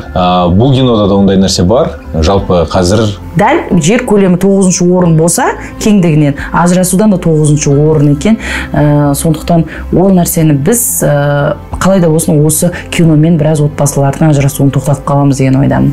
Осы менің құрдастарым арасында болып жатқан көбісінен естимін осындай семьясындағы проблемалар жайлы, ажырасу жайлы. Сондықтан өзімде өте актуалды ғой, ойнауым керек, неге ойнамасқа деп шешім қабылдадым. Қазіргі таңда көптеген жас отбасылар тағдырдың сынақтарын көтере алмай, ажырасуға бел буып жатады. Ажырасуға бір себеп тауып жатқан жандар біздің фильмнен ажыраспауға 1000 себеп таба алады деп айта аламын. Бұл отбасылық фильмге бәрі бару керек деп ойлаймын. Неге? Себебі бұл біріншіден комедия, күліп қайтасыз. Екіншіден драма, жылап қайтасыз. Фильмнің жалпы маған-мағаны, сценарийдің маған-мағаны басы бар, ортасы бар, аяғы бар. Актерлік состав өте керемет. Өте талантты жігіттер, қыздар. Меніңше ондай актерлар сомдаған рөл, сомдаған кино жаман болмайды. Бастысы өзім қуаныштымын, шыны керек, осындай құрамда, осындай кинода бой көрсеткеніме. Жалпы фильмімізді арзан, сапасыз деп айта алмаймын. Себебі сценаристеріміз өте мықты. Қырғызстанның азаматтары «В поисках мамы», «Каникулы оффлайн» деген сияқты үлкен проекттерді жазып жүрген жігіттер. Режиссеріміз қырғыздың азаматы Бақыт Османқанов деген кісі. Ол кісіге де қатты риза болдым. Себебі әзілді түсінеді, драма жағында жақсы түсінеді. Ал оператор жайлы енді жай аты жөнін айтсам да жеткілікті деп ойлаймын. Азамат Тулатов. Біреулер тек ажырасудың ортасында деп ойлауы мүмкін фильм. Жоқ, туыс, дос, сапардың мен достығына шын мәнінде бұл жерде риза боламын. Ондай достар шын мәнінде қазір аз. Біздің елдің, біздің жердің қандай кең екенін осы фильмде әдемі суреттеген. Міндетті түрде келіңіздер. Біз барлық қалада сіздермен бірге боламыз, бірге болуға тырысамыз, және де бізбен бір қатарда отырып киноны тамашалағандарыңызға біз қуанатын боламыз. Сондықтан баршаңызды 23 наурыз барлық Қазақстанның кинотеатрларынан көрсететін осындай тамаша комедия «Родной» фильміне шақырамыз. Осы киноны көруге шақырамын, өйткені берер тәрбиесі көп, берер дүниесі көп, соның бәрін сіздер бағалау керексіздер. «Родной» фильмі 23 наурыздан бастап еліміздің барлық кинотеатрларынан көрсететін болады. Бір қызығы, Рамазан айының бірінші күнімен тұспа-тұс келіп тұр. Көптеген ағаларым, танитын продюсерлерім оразада шығуға қорықпайсың ба деген сұрақ қойған болатын маған. Біреу қорқытып айтатын, ойбой, оразада кім барады киноға деп. Бірақ бір Аллам өзі қолдайды деп ойлаймын. Себебі біз ажыраспауға шақырып жатырмыз. Білуімше Құдайдың ең ұнамайтын істерінің бірі ол ажырасу. Сондықтан Алланың өзі қолдап, прокатымыз мықты өтеді деген сенімдемін. Біздің «Родной» фильмімізді көргеннен кейін бір отбасы болса да ажырасамын деген ойын алып тастап, ажыраспаймыз, болды ары қарай бақытты өмір сүреміз десе, оның өзі біз үшін үлкен жеңіс. Сондықтан «Родной» фильміне 23 наурыздан бастап келіңіздер. Почему я должен ехать 400 километров в Жаркент, чтобы просто развестись? Двордың собраниясында көрініп тұратын емдер тыныштық па? Ажырасайын деп жатырмыз. Қатынды қалай көндірдік? Ажырасуларыңа не себеп болды? Импотент па? Алғашқы проектім «Родной» фильмі, продюсерлік дебютым. Тақырып өте актуалды. Бомба болады ғой, пушка болады ғой. Бұл өзекті тақырыптардың бірі деп ойлаймын, сол үшін бару керексіз. Комедия, ішінде драмасы бар. Ажырасам деп жатқан отбасылар ажыраспас бұрын міндетті түрде осы киноны көріңіздер. Мүмкін содан кейін ажыраспайсыздар. «Родной» фильмінің сценарийі тек қана арзан күлкі емес, комедия, ішінде драмасы бар, отбасылық құндылықтарды жастар тілінде әзілмен әдемілеп жеткізіп, әр көрерменге ой салатын фильм. Комедия, және де бұл комедияны шығаратын екі адам бар, біздің роднойлар, біздің көршілер, Сапар мен Катя. Өте қызықты персонаждар. Мен қанша фильм көрдім, бірақ дәл осындай персонаждарды бұрын көрмегем. Дәл мен ғой мынау жаңағы Катя мен деген сияқты әйелдер өздерін көреді деген ойдамын. Әрине, кез келген киноны түсірген кезде оның бір айтар ой бар. Бұл кинода да ондай нәрсе бар. Жалпы қазір дәл жер көлемі 9-шы орын болса, кеңдігінен ажырасудан да 9-шы орын екен. Сондықтан ол нәрсені біз қалай да болсын осы киномен біраз отбасылардың ажырасуын тоқтатып қаламыз деген ойдамын. Осы менің құрдастарым арасында болып жатқан көбісінен естимін осындай семьясындағы проблемалар жайлы, ажырасу жайлы. Сондықтан өзімде өте актуалды ғой, ойнауым керек, неге ойнамасқа деп шешім қабылдадым. Қазіргі таңда көптеген жас отбасылар тағдырдың сынақтарын көтере алмай, ажырасуға бел буып жатады. Ажырасуға бір себеп тауып жатқан жандар біздің фильмнен ажыраспауға 1000 себеп таба алады деп айта аламын. Бұл отбасылық фильмге бәрі бару керек деп ойлаймын. Неге? Себебі бұл біріншіден комедия, күліп қайтасыз.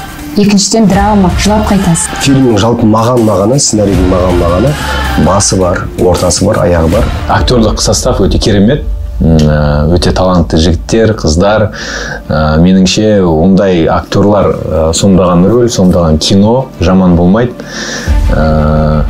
Бастысы өзім қуаныштымын, шыны керек, осындай құрамда, осындай кинода бой көрсеткеніме. Жалпы фильмімізді арзан, сапасыз деп айта алмаймын. Себебі сценаристеріміз өте мықты. Қырғызстанның азаматтары «В поисках мамы», «Каникулы офлайн» деген сияқты үлкен проекттерді жазып жүрген жігіттер. Режиссеріміз қырғыздың азаматы Бақыт Османқанов деген кісі. Ол кісіге де қатты риза болдым. Себебі әзілді түсінеді, драма жағында жақсы түсінеді. Ал оператор жайлы енді жай аты жөнін айтсам да жеткілікті деп ойлаймын. Азамат Тулатов. Біреулер тек ажырасудың ортасында деп ойлауы мүмкін фильм. Жоқ, туыс, дос, сапардың мен достығына шын мәнінде бұл жерде риза боламын. Ондай достар шын мәнінде қазір аз. Біздің елдің, біздің жердің қандай кең екенін осы фильмде әдемі суреттеген. Міндетті түрде келіңіздер. Біз барлық қалада сіздермен бірге боламыз, бірге болуға тырысамыз, және де бізбен бір қатарда отырып киноны тамашалағандарыңызға біз қуанатын боламыз. Сондықтан баршаңызды 23 наурыз барлық Қазақстанның кинотеатрларынан көрсететін осындай тамаша комедия «Родной» фильміне шақырамыз. Осы киноны көруге шақырамын, өйткені берер тәрбиесі көп, берер дүниесі көп, соның бәрін сіздер бағалау керексіздер. «Родной» фильмі 23 наурыздан бастап еліміздің барлық кинотеатрларынан көрсететін болады. Бір қызығы, Рамазан айының бірінші күнімен тұспа-тұс келіп тұр. Көптеген ағаларым, танитын продюсерлерім, оразада шығуға қорықпайсың ба деген сұрақ қойған болатын маған. Біреу қорқытып айтатын, ойбай, оразада кім барады киноға деп. Бірақ бір Аллам өзі қолдайды деп ойлаймын. Себебі біз ажыраспауға шақырып жатырмыз. Білуімше Құдайдың ең ұнамайтын істерінің бірі ол ажырасу.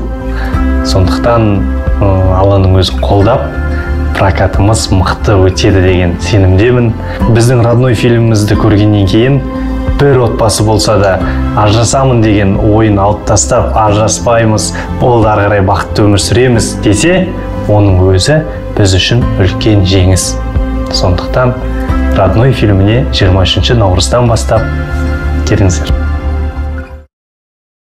Почему я должен ехать 400 километров в Жаркент, чтобы просто развестись? Двордың собраниясында көрініп тұратын емдер тыныштық па? Ажырасаңыз жатырмыз. Қатынды қалай көндірдік? Ажырасуларыңа не себеп болды? Импотент па? Алғашқы проектім «Родной» фильмі, продюсерлік дебютым. Тақырып өте актуалды. Бомба болады ғой, пушка болады ғой. Бұл өзекті тақырыптардың бірі деп ойлаймын, сол үшін бару керексіз. Комедия, ішінде драмасы бар. Ажырасам деп жатқан отбасылар ажыраспас бұрын міндетті түрде осы киноны көріңіздер. Мүмкін содан кейін ажыраспайсыздар. «Родной» фильмінің сценарийі тек қана арзан күлкі емес, комедия, ішінде драмасы бар, отбасылық құндылықтарды жастар тілінде, әзілмен әдемілеп жеткізіп әр көрерменге ой салатын фильм. Комедия, және де бұл комедияны шығаратын екі адам бар, біздің роднойлар, біздің көршілер, Сапар мен Катя. Өте қызықты персонаждар. Мен қанша фильм көрдім, бірақ дәл осындай персонаждарды бұрын көрмегем. Дәл мен ғой мынау жаңағы Катя мен деген сияқты әйелдер өздерін көреді деген ойдамын. Әрине, кез келген киноны түсірген кезде оның бір айтар ой бар. Бұл кинода да ондай нәрсе бар. Жалпы қазір дәл жер көлемі 9-шы орын болса, кеңдігінен ажырасудан да 9-шы орын екен. Сондықтан ол нәрсені біз қалай да болсын осы киномен біраз отбасылардың ажырасуын тоқтатып қаламыз деген ойдамын. Осы менің құрдастарым арасында болып жатқан көбісінен естимін осындай семьясындағы проблемалар жайлы, ажырасу жайлы. Сондықтан өзімде өте актуалды ғой, ойнауым керек, неге ойнамасқа деп шешім қабылдадым. Қазіргі таңда көптеген жас отбасылар тағдырдың сынақтарын көтере алмай, ажырасуға бел буып жатады.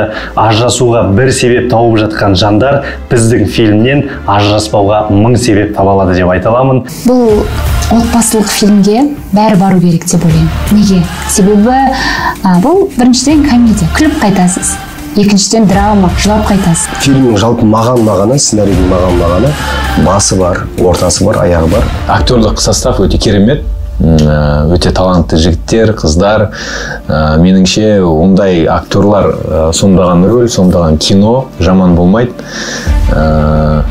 Бастысы өзім қуаныштымын, шыны керек, осындай құрамда, осындай кинода бой көрсеткеніме. Жалпы фильмімізді арзан, сапасыз деп айта алмаймын. Себебі сценаристеріміз өте мықты.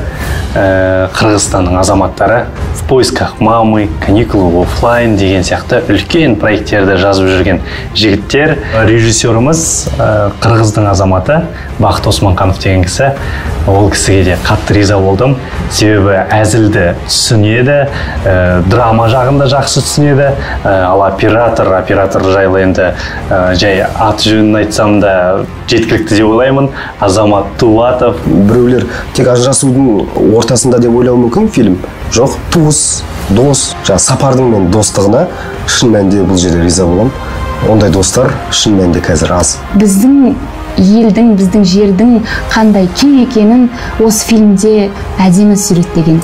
Міндетті түрде келіңіздер. Біз барлық қалада сіздермен бірге боламыз, бірге болуға тырысамыз, және де бізбен бір қатарда отырып киноны тамашалағандарыңызға біз қуанатын боламыз. Сондықтан баршаңызды 23 наурыз барлық Қазақстанның кинотеатрларынан көрсететін осындай тамаша комедия «Родной» фильміне шақырамыз. Осы киноны көруге шақырамын, өйткені берер тәрбиесі көп, берер дүниесі көп, соның бәрін сіздер бағалау керексіздер. «Родной» фильмі 23 наурыздан бастап еліміздің барлық кинотеатрларынан көрсететін болады. Бір қызығы Рамазан айының бірінші күнімен тұспа-тұс келіп тұр. Көптеген ағаларым, танитын продюсерлерім оразада шығуға қорықпайсың ба деген сұрақ қойған болатын маған. Біреу қорқытып айтатын, ойбай, оразада кім барады киноға деп. Бірақ бір Аллам өзі қолдайды деп ойлаймын. Себебі біз ажыраспауға шақырып жатырмыз. Білуімше Құдайдың ең ұнамайтын істерінің бірі ол ажырасу. Сондықтан Алланың өзі қолдап, прокатымыз мықты өтеді деген сенімдемін. Біздің «Родной» фильмімізді көргеннен кейін бір отбасы болса да ажырасамын деген ойын алып тастап, ажыраспаймыз, болды ары қарай бақытты өмір сүреміз десе, оның өзі біз үшін үлкен жеңіс. Сондықтан «Родной» фильміне 23 наурыздан бастап келіңіздер. Почему я должен ехать 400 километров в Жаркент, чтобы просто развестись? Двордың собраниясында көрініп тұратын емдер тыныштықта? Ажырасаңыз жатырмыз. Қатынды қалай көндірді? Ажырасуларыңа не себеп болды? Импотент па? Алғашқы проектім «Родной» фильмі, продюсерлік дебютым. Тақырып өте актуалды. Бомба болады ғой, пушка болады ғой. Бұл өзекті тақырыптардың бірі деп ойлаймын, сол үшін бару керексіз. Комедия, ішінде драмасы бар.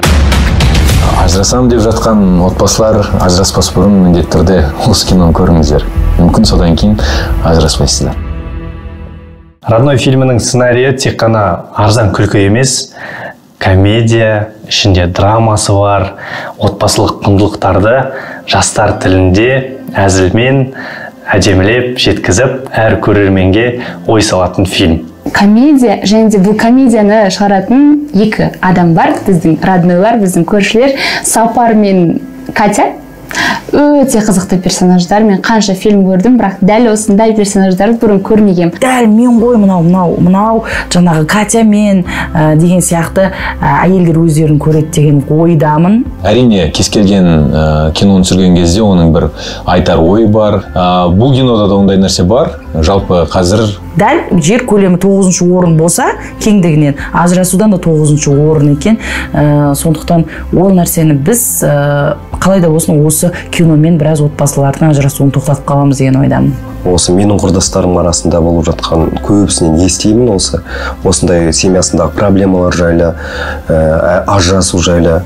Сондықтан өзімде өте актуалды ғой, ойнауым керек, неге ойнамасқа деп шешім қабылдадым. Қазіргі таңда көптеген жас отбасылар тағдырдың сынақтарын көтере алмай, ажырасуға бел буып жатады.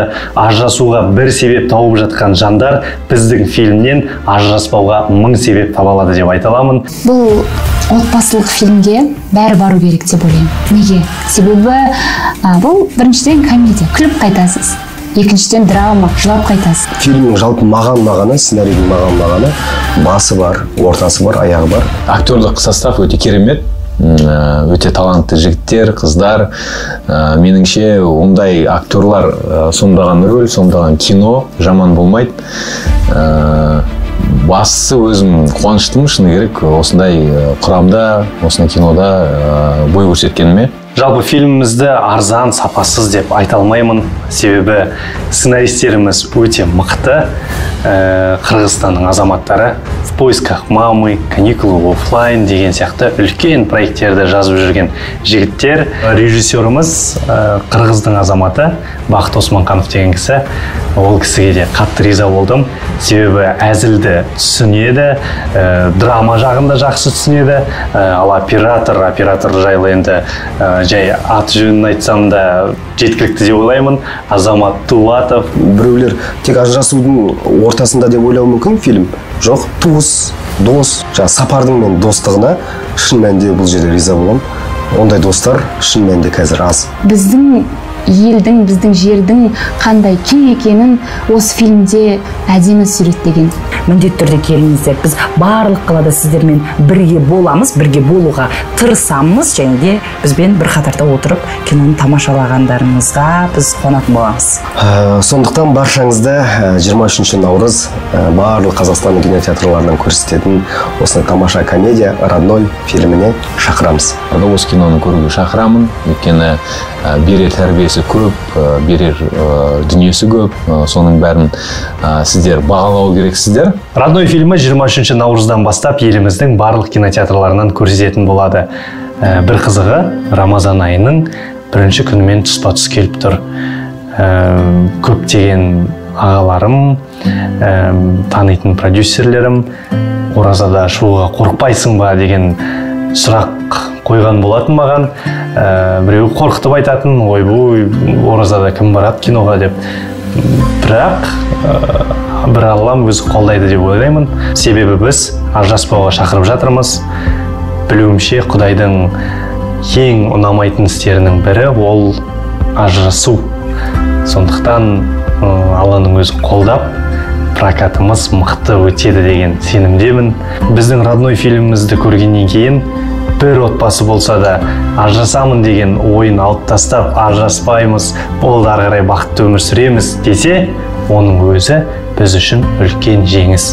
Сондықтан «Родной» фильміне 23 наурыздан бастап келіңіздер. Почему я должен ехать 400 километров в Жаркент, чтобы просто развестись? Двордың собраниясында көрініп тұратын емдер тыныштық па? Ажырасайын жатырмыз. Қатынды қалай көндірді? Ажырасуларыңа не себеп болды? Импотент па?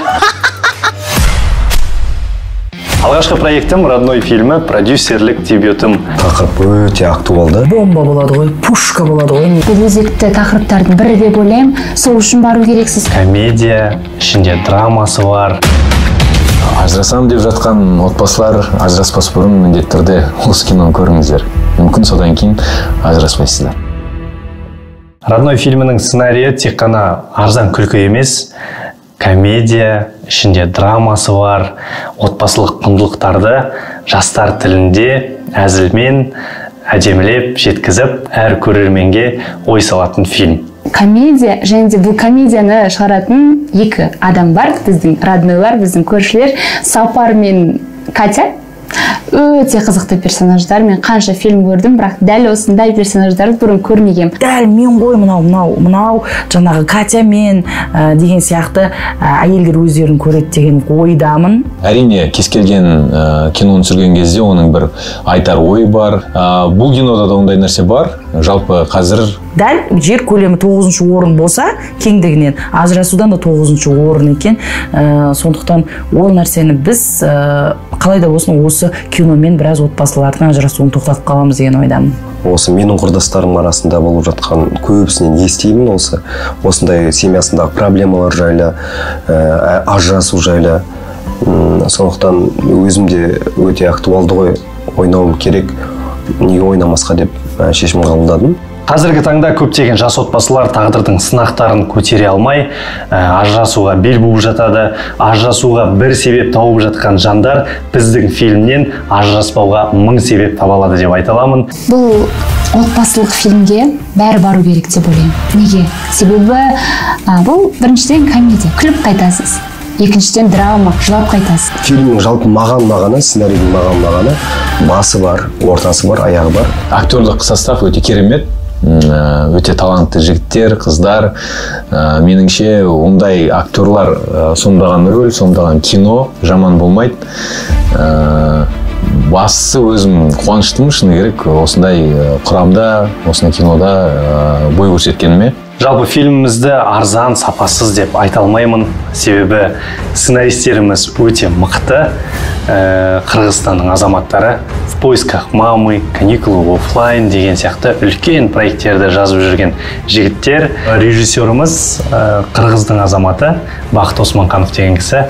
Ол кісіге де қатты риза болдым. Себебі әзілді түсінеді, драма жағында жақсы түсінеді. Ал оператор жайлы енді жай аты жөнін айтсам да жеткілікті деп ойлаймын. Азамат Тулатов. Біреулер тек ажырасудың ортасында деп ойлауы мүмкін фильм.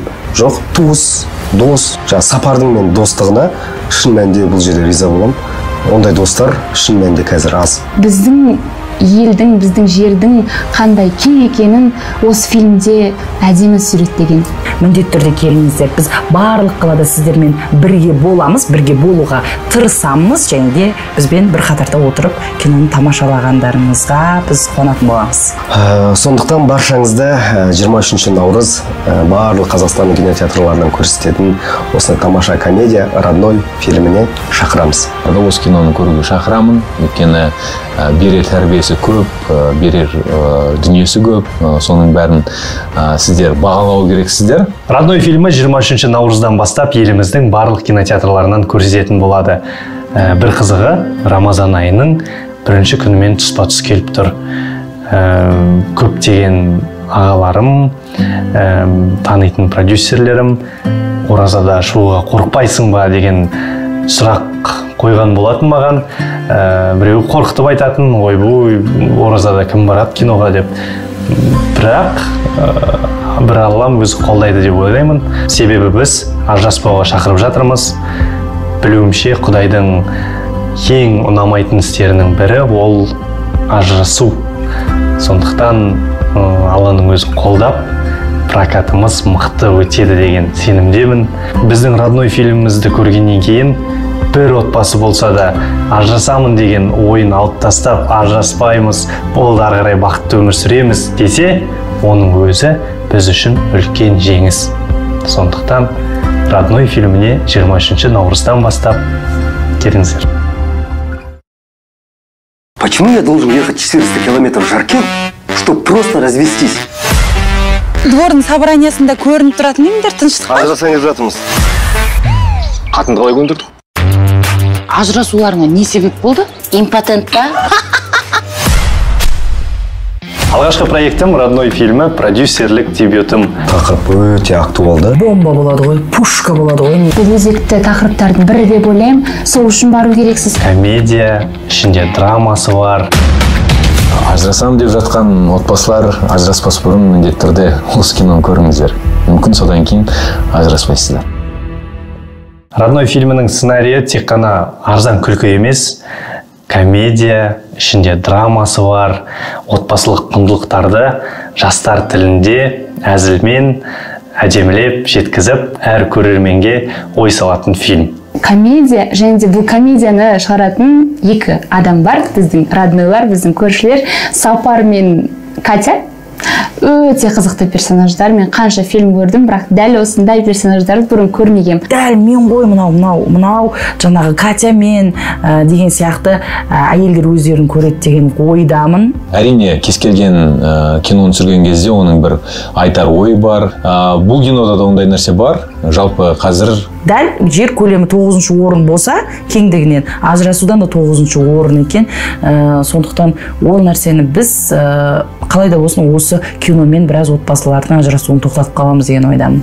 Осы менің құрдастарым арасында болып жатқан көбісінен естимін осындай семьясындағы проблемалар жайлы, ажырасу жайлы. Сондықтан өзімде өте актуалды ғой, ойнауым керек, неге ойнамасқа деп шешім қабылдадым. Қазіргі таңда көптеген жас отбасылар тағдырдың сынақтарын көтере алмай, ажырасуға бел буып жатады. Ажырасуға бір себеп тауып жатқан жандар біздің фильмнен ажыраспауға мың себеп таба алады деп айта аламын. Бұл отбасылық фильмге бәрі бару керек деп ойлаймын. Неге? Себебі бұл біріншіден комедия, күліп қайтасыз. Екіншіден драма, жылап қайтасыз. Фильмнің жалпы мағаны, сценарийдің мағаны, басы бар, ортасы бар, аяғы бар. Актерлік состав өте керемет. Өте талантты жігіттер, қыздар. Меніңше ондай актерлар сомдаған рөл, сомдаған кино жаман болмайды. Бастысы өзім қуаныштымын, шыны керек, осындай құрамда, осындай кинода бой көрсеткеніме. Жалпы фильмімізді арзан, сапасыз деп айта алмаймын, себебі сценаристеріміз өте мықты. Қырғызстанның азаматтары «В поисках мамы», «Каникулы оффлайн» деген сияқты үлкен проекттерді жазып жүрген жігіттер. Режиссеріміз қырғыздың азаматы Бақыт Османқанов деген кісі. Ол кісіге де қатты риза болдым, себебі әзілді түсінеді, драма жағында жақсы түсінеді. Ал оператор жайлы енді жай аты жөнін айтсам да жеткілікті деп ойлаймын. Азамат Тулатов. Біреулер тек ажырасудың ортасында деп ойлауы мүмкін фильм. Жоқ, туыс, дос, Сапардың мен достығына шын мәнінде бұл жерде риза боламын. Ондай достар шын мәнінде қазір аз. Біздің елдің, біздің жердің қандай кең екенін осы фильмде әдемі суреттеген. Міндетті түрде келіңіздер. Біз барлық қалада сіздермен бірге боламыз, бірге болуға тырысамыз, және де бізбен бір қатарда отырып киноны тамашалағандарыңызға біз қуанатын боламыз. Сондықтан баршаңызды 23 наурыз барлық Қазақстанның кинотеатрларынан көрсететін осындай тамаша комедия «Родной» фильміне шақырамыз. Осы киноны көруге шақырамын, өйткені берер тәрбиесі көп, берер дүниесі көп, соның бәрін сіздер бағалау керексіздер. «Родной» фильмі 23 наурыздан бастап еліміздің барлық кинотеатрларынан көрсететін болады. Бір қызығы, Рамазан айының бірінші күнімен тұспа-тұс келіп тұр. Көптеген ағаларым, танитын продюсерлерім оразада шығуға қорықпайсың ба деген сұрақ қойған болатын маған. Біреу қорқытып айтатын, ойбой, оразада кім барады киноға деп. Бірақ бір Аллам өзі қолдайды деп ойлаймын. Себебі біз ажыраспауға шақырып жатырмыз. Білуімше, Құдайдың ең ұнамайтын істерінің бірі ол ажырасу. Сондықтан Алланың өзі қолдап, прокатымыз мықты өтеді деген сенімдемін. Біздің «Родной» фильмімізді көргеннен кейін бір отбасы болса да ажырасамын деген ойын алып тастап, ажыраспаймыз, болды ары қарай бақытты өмір сүреміз десе, оның өзі біз үшін үлкен жеңіс. Сондықтан родной фильміне 23 наурыздан бастап келіңіздер. Почему я должен ехать 400 километров в Жаркент, чтобы просто развестись? Двордың собраниясында көрініп тұратын емдер тыныштық па? Ажырасаңыз жатырмыз. Қатынды қалай көндірді? Ажырасуларыңа не себеп болды? Импотент па? Алғашқы проектім родной фильмі, продюсерлік дебютым. Тақырып өте актуалды. Бомба болады ғой, пушка болады ғой. Бұл өзекті тақырыптардың бірі деп ойлаймын, сол үшін бару керексіз. Комедия, ішінде драмасы бар. Ажырасам деп жатқан отбасылар ажыраспас бұрын міндетті түрде осы киноны көріңіздер. Мүмкін содан кейін ажыраспайсыздар. Родной фильмінің сценарийі тек қана арзан күлкі емес, комедия, ішінде драмасы бар, отбасылық құндылықтарды жастар тілінде әзілмен әдемілеп жеткізіп, әр көрерменге ой салатын фильм. Комедия, және де бұл комедияны шығаратын екі адам бар, біздің роднойлар, біздің көршілер, Сапар мен Катя. Өте қызықты персонаждар. Мен қанша фильм көрдім, бірақ дәл осындай персонаждарды бұрын көрмегем. Дәл мен ғой мынау жаңағы Катя мен деген сияқты әйелдер өздерін көреді деген ойдамын. Әрине, кез келген киноны түсірген кезде оның бір айтар ой бар. Бұл кинода да ондай нәрсе бар. Жалпы қазір дәл жер көлемі 9-шы орын болса, кеңдігінен ажырасудан да 9-шы орын екен. Сондықтан ол нәрсені біз қалай да болсын осы киномен біраз отбасылардың ажырасуын тоқтатып қаламыз деген ойдамын. Осы менің құрдастарым арасында болып жатқан көбісінен естимін осындай семьясындағы проблемалар жайлы, ажырасу жайлы. Сондықтан өзімде өте актуалды ғой, ойнауым керек, неге ойнамасқа деп шешім қабылдадым. Қазіргі таңда көптеген жас отбасылар тағдырдың сынақтарын көтере алмай, ажырасуға бел буып жатады. Ажырасуға бір себеп тауып жатқан жандар біздің фильмнен ажыраспауға 1000 себеп таба алады деп айта аламын. Бұл отбасылық фильмге бәрі бару керек деп ойлаймын. Неге? Себебі бұл біріншіден комедия, күліп қайтасыз. Екіншіден драма, жылап қайтасыз. Фильмнің жалпы мағаны, сценарийдің мағаны, басы бар, ортасы бар, аяғы бар. Актерлік состав өте керемет. Өте талантты жігіттер, қыздар. Меніңше ондай актерлар сомдаған рөл, сомдаған кино жаман болмайды. Бастысы өзім қуаныштымын, шыны керек, осындай құрамда, осындай кинода бой көрсеткеніме. Жалпы фильмімізді арзан, сапасыз деп айта алмаймын, себебі сценаристеріміз өте мықты. Қырғызстанның азаматтары «В поисках мамы», «Каникулы оффлайн» деген сияқты үлкен проекттерді жазып жүрген жігіттер. Режиссеріміз Қырғыздың азаматы Бақыт Османқанов деген кісі.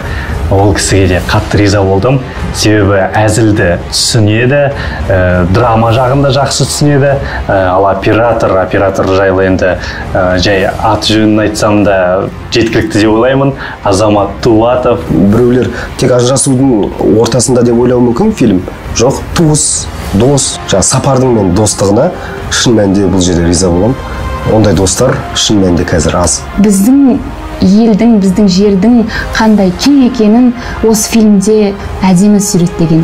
Міндетті түрде келіңіздер. Біз барлық қалада сіздермен бірге боламыз, бірге болуға тырысамыз, және де бізбен бір қатарда отырып киноны тамашалағандарыңызға біз қуанатын боламыз. Сондықтан баршаңызды 23 наурыз барлық Қазақстанның кинотеатрларынан көрсететін осындай тамаша комедия «Родной» фильміне шақырамыз. Осы киноны көруге шақырамын, өйткені берер тәрбиесі көп, берер дүниесі көп, соның бәрін сіздер бағалау керексіздер. «Родной» фильмі 23 наурыздан бастап еліміздің барлық кинотеатрларынан көрсететін болады. Бір қызығы, Рамазан айының бірінші күнімен тұспа-тұс келіп тұр. Көптеген ағаларым, танитын продюсерлерім оразада шығуға қорықпайсың ба деген сұрақ қойған болатын маған. Біреу қорқытып айтатын, ойбай, оразада кім барады киноға деп. Бірақ бір Аллам өзі қолдайды деп ойлаймын. Себебі біз ажыраспауға шақырып жатырмыз. Білуімше, Құдайдың ең ұнамайтын істерінің бірі ол ажырасу. Сондықтан Алланың өзі қолдап, прокатымыз мықты өтеді деген сенімдемін. Біздің «Родной» фильмімізді көргеннен кейін бір отбасы болса да ажырасамын деген ойын алып тастап ажыраспаймыз, болды ары қарай бақытты өмір сүреміз десе, оның өзі біз үшін үлкен жеңіс. Сондықтан родной фильміне 23 наурыздан бастап келіңіздер. Почему я должен ехать 400 километров в Жаркент, чтобы просто развестись? Двордың собраниясында көрініп тұратын емдер тыныштық па? Ажырасаңыз жатырмыз. Қатынды қалай көндірді? Ажырасуларыңа не себеп болды? Импотент па? Алғашқы проектім родной фильмі, продюсерлік дебютым. Тақырып өте актуалды. Бомба болады ғой, пушка болады ғой. Бұл өзекті тақырыптардың бірі деп ойлаймын, сол үшін бару керексіз. Комедия, ішінде драмасы бар. Ажырасам деп жатқан отбасылар ажыраспас бұрын міндетті түрде осы киноны көріңіздер. Мүмкін содан кейін ажыраспайсыздар. Родной фильмінің сценарийі тек қана арзан күлкі емес, комедия, ішінде драмасы бар, отбасылық құндылықтарды жастар тілінде әзілмен әдемілеп жеткізіп, әр көрерменге ой салатын фильм.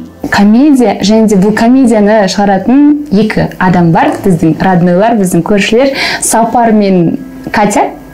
Өте қызықты персонаждар. Мен қанша фильм көрдім, бірақ дәл осындай персонаждарды бұрын көрмегем. Дәл мен ғой мынау жаңағы Катя мен деген сияқты әйелдер өздерін көреді деген ойдамын. Әрине, кез келген киноны түсірген кезде оның бір айтар ой бар. Бұл кинода да ондай нәрсе бар. Жалпы қазір дәл жер көлемі 9-шы орын болса, кеңдігінен ажырасудан да 9-шы орын екен. Сондықтан ол нәрсені біз қалай да болсын осы киномен біраз отбасылардың ажырасуын тоқтатып қаламыз деген ойдамын. Осы менің құрдастарым арасында болып жатқан көбісінен естимін осындай семьясындағы проблемалар жайлы, ажырасу жайлы. Сондықтан өзімде өте актуалды ғой, ойнауым керек, неге ойнамасқа деп шешім қабылдадым. Қазіргі таңда көптеген жас отбасылар тағдырдың сынақтарын көтере алмай, ажырасуға бел буып жатады. Ажырасуға бір себеп тауып жатқан жандар біздің фильмнен ажыраспауға 1000 себеп таба алады деп айта аламын. Бұл отбасылық фильмге бәрі бару керек деп ойлаймын. Неге? Себебі бұл біріншіден комедия, күліп қайтасыз. Екіншіден драма, жылап қайтасыз. Фильмнің жалпы мағаны, сценарийдің мағаны, басы бар, ортасы бар, аяғы бар. Актерлік состав өте керемет. Өте талантты жігіттер, қыздар. Меніңше ондай актерлар сомдаған рөл, сомдаған кино жаман болмайды. Бастысы өзім қуаныштымын, шыны керек, осындай құрамда, осындай кинода бой көрсеткеніме. Жалпы фильмімізді арзан, сапасыз деп айта алмаймын, себебі сценаристеріміз өте мықты. Қырғызстанның азаматтары «В поисках мамы», «Каникулы в офлайн» деген сияқты үлкен проекттерді жазып жүрген жігіттер. Режиссеріміз қырғыздың азаматы Бақыт Османқанов деген кісі. Ол кісіге де қатты риза болдым, себебі әзілді түсінеді, драма жағында жақсы түсінеді. Ал оператор жайлы енді жай аты жөнін айтсам да жеткілікті деп ойлаймын. Азамат Тулатов. Біреулер тек ажырасудың ортасында деп ойлауы мүмкін фильм. Жоқ, туыс, дос, Сапардың мен достығына шын мәнінде бұл жерде риза боламын. Ондай достар шын мәнінде қазір аз. Біздің елдің, біздің жердің қандай кең екенін осы фильмде әдемі суреттеген. Міндетті түрде келіңіздер. Біз барлық қалада сіздермен бірге боламыз, бірге болуға тырысамыз, және де бізбен бір қатарда отырып киноны тамашалағандарыңызға біз қуанатын боламыз. Сондықтан баршаңызды 23 наурыз барлық Қазақстанның кинотеатрларынан көрсететін осындай тамаша комедия «Родной» фильміне шақырамыз. Осы киноны көруге шақырамын, өйткені берер тәрбиесі көп, берер дүниесі көп, соның бәрін сіздер бағалау керексіздер. «Родной» фильмі 23 наурыздан бастап еліміздің барлық кинотеатрларынан көрсететін болады. Бір қызығы, Рамазан айының 1-ші күнімен тұспа-тұс келіп тұр. Көптеген ағаларым, танитын продюсерлерім оразада шығуға қорықпайсың ба деген сұрақ қойған болатын маған. Біреу қорқытып айтатын, ойбой, оразада кім барады киноға деп. Бірақ бір Аллам өзі қолдайды деп ойлаймын. Себебі біз ажыраспауға шақырып жатырмыз. Білуімше Құдайдың ең ұнамайтын істерінің бірі ол ажырасу. Сондықтан Алланың өзі қолдап, прокатымыз мықты өтеді деген сенімдемін. Біздің родной фильмімізді көргеннен кейін бір отбасы болса да ажырасамын деген ойын алып тастап, ажыраспаймыз, болды ары қарай бақытты өмір сүреміз десе, оның өзі біз үшін үлкен жеңіс. Сондықтан родной фильміне 23 наурыздан бастап келіңіздер. Почему я должен ехать 400 километров в Жаркент, чтобы просто развестись? Двордың собраниясында көрініп тұратын емдер тыныштық па? Ажырасаңыз жатырмыз. Қатынды қалай көндірдік?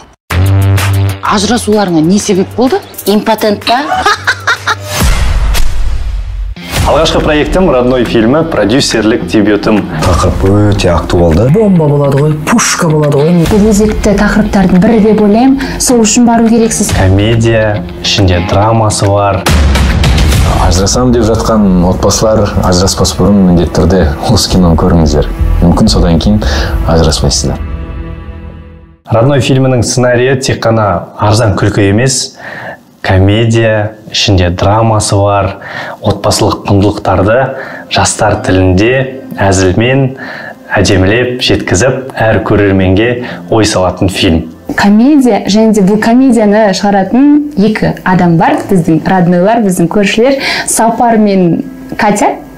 Өте қызықты персонаждар. Мен қанша фильм көрдім, бірақ дәл осындай персонаждарды бұрын көрмегем. Дәл мен ғой мынау жаңағы Катя мен деген сияқты әйелдер өздерін көреді деген ойдамын. Әрине, кез келген киноны түсірген кезде оның бір айтар ой бар.